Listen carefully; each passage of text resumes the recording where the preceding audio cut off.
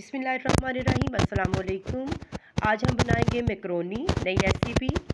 Macaroni बहुत ही simple तरीके से बनाएंगे। इसके लिए हमें जो चीज़ें चाहिए उसमें है टमाटर, हमने ली शिमला मिर्चें, उसमें लिए हमने आलू और साथ में मटर और गाजर, इसके साथ प्याज और हम लेंगे साथ में चिकन तकरीबन 1 केजी।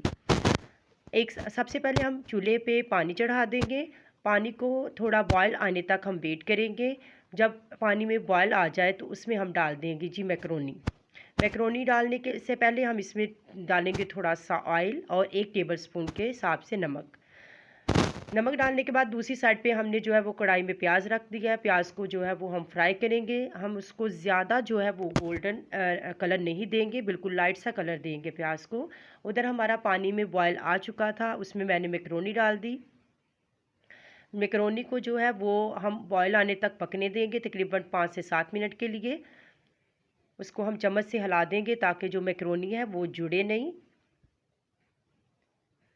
ये दोनों काम हम साथ साथ करते जाएंगे। एक तरफ हमने मैक्रोनी रख दी, दूसरी साइड पे हमने प्याज को ब्राउन करने के लिए रख दिया। ज़्यादा ब्राउन नहीं करेंगे, इसको ज़्यादा कलर नहीं देंगे। लाइट सा कलर जब इसका आ जाए तो आपने इसमें डाल देना है जी चिकन। ये देखिए ये लाइट सा कलर आ चुका है। अब हम इसमें डाल देंगे चिकन। और चिकन जो है उसको भी हम उस वक्त तक करेंगे फ्राई जब तक ये अपना कलर चेंज ना कर ले। चिकन का कलर जब चेंज हो जाएगा तब तक हम इसको फ्राई करेंगे। ये देखिए यहाँ पे मैं इसको कर रही हूँ फ्राई। ये बहुत ही आसानी से बन जाती है रेसिपी, बहुत जल्दी बनने वाली है। उधर हमारी मैक्रोनी जो थी वो बॉयल हो गई थी, उसको मैंने टोकरी में निकाल लिया छन्नी में।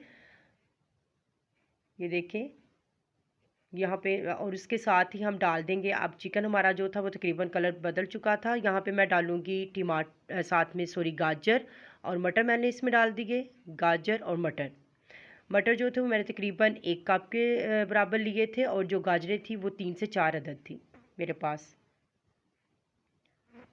उनको हमने क्यूब्स की शक्ल में छोटी छोटी गाजर काटनी है। अब हम इसमें डाल देंगे शिमला मिर्चें। शिमला मिर्चें जो थी वो भी 1 पाव के करीब थी। और जो आलू थे वो थे जी तकरीबन आधा किलो। इन सारी सब्जियों को हमने जो है वो छोटा छोटा और क्यूब्स की शक्ल में ही कटिंग करनी है इन सब सब्जियों की। यहाँ पे मैंने डाल दिए साथ में जो थी सब्ज़ मिर्चें, उनको मैंने कूट लिया था। या आप ग्राइंड कर लें या कूट लें। उसको कूटने के बाद मैंने वो भी इसमें डाल दी, शामिल कर दी। अब इसको हम थोड़ी देर के लिए इसको फ्राई करेंगे सारी चीज़ों को। और साथ में हम डाल देंगे नमक, तकरीबन 1 टेबलस्पून के हिसाब से आप इसमें नमक डाल दें। साथ में जाएगी जी काली मिर्चें, वो भी 1 टेबलस्पून। अब हम इनको अच्छे से मिक्स करेंगे ताकि जो सारा मसाला है वो इसके अंदर अच्छे से मिक्स हो जाए।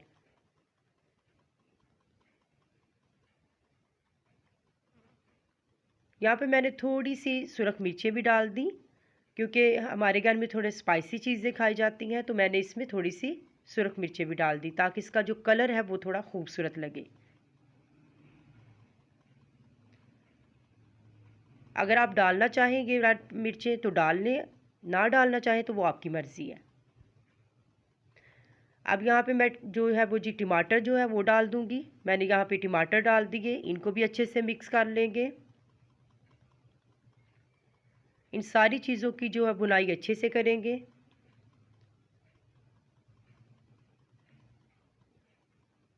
और इनको तकरीबन हम जो है वो उस वक्त तक अच्छे से पकने देंगे जब तक सारी चीज़ें नरम ना हो जाएं।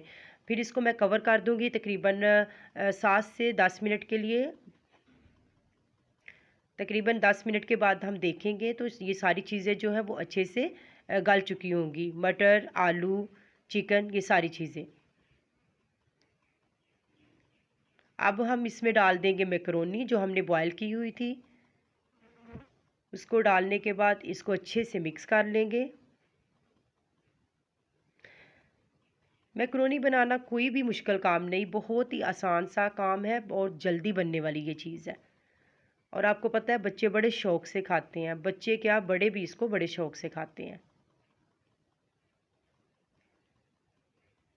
और मैं आपको वैसे भी बहुत ही आसान तरीके से और घर की चीज़ों से जो होती हैं मसाले उनसे बनाना सिखाती हूँ, ताकि आप लोगों को बाहर की मसाले जो हैं वो ख़रीदने ना पड़े।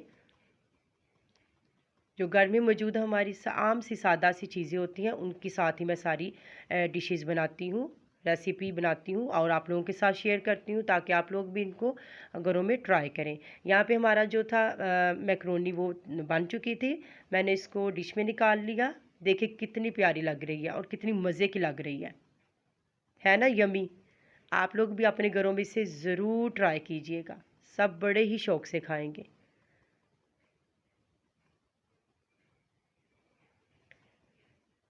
यहाँ पे मैंने इसको डिश में निकाल लिया।